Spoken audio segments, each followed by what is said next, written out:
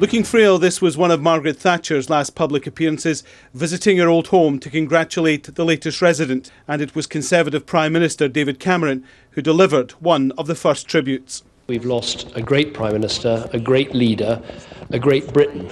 As our first woman Prime Minister, Margaret Thatcher succeeded against all the odds. And the real thing about Margaret Thatcher is that she didn't just lead our country, she saved our country. In recent years, she was rarely seen in public. Health problems dictated she take a much lower profile.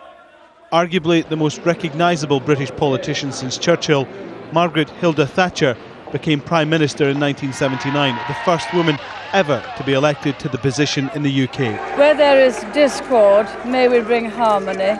Where there is error, may we bring truth.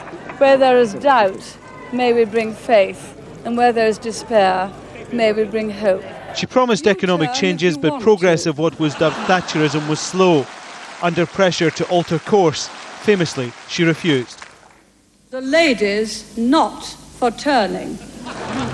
Then Argentina invaded the British-held Falkland Islands in April 1982. After a short, bloody war, the islands were recaptured. The white flag is flying over Stanley. So the way she fought that war, the decisiveness, seemed to work as a sort of metaphor for what she could do for the economy at home. She'd beaten the Argentines in the South Atlantic. Now she was going to beat unemployment and the economies at home. Dubbed the Iron Lady by the Russians in the general election the following year, the Falklands factor saw Mrs Thatcher's Conservative Party win with a much bigger parliamentary majority. But her new government found itself challenged by a strike by Britain's coal miners. It was a violent, bitter dispute which split the country. It is the miners' strike in the mid-80s, which I think began to define her then, and with the passage of time will define her completely as the divisive figure that she was. It did seem as if one half of Britain was taking up arms against another half of Britain. She would say that it was a necessary battle. Strikers showed their defiance. It was a battle. She eventually won. Mrs Thatcher had long been a target for the Irish Republican Army. In October 1984, a hotel she was staying in was bombed by the IRA. It was a clear attempt to kill her and her cabinet. My husband was in bed and all the windows went and the bathroom was extremely badly damaged. In your own room? Yes, in your room. Yes, I think that's enough time. We were very lucky. On the international stage, she wooed and bullied in equal measure. She described Mikhail Gorbachev, the then Soviet leader, as a man she could do business with. But it was with Ronald Reagan, her political soulmate, that she developed a special bond. I remember way back when you and Ronnie first met, and there was an instant rapport. You both shared your convictions and philosophies, and from then on, you were partners, allies, and friends, and Ronnie was your biggest fan.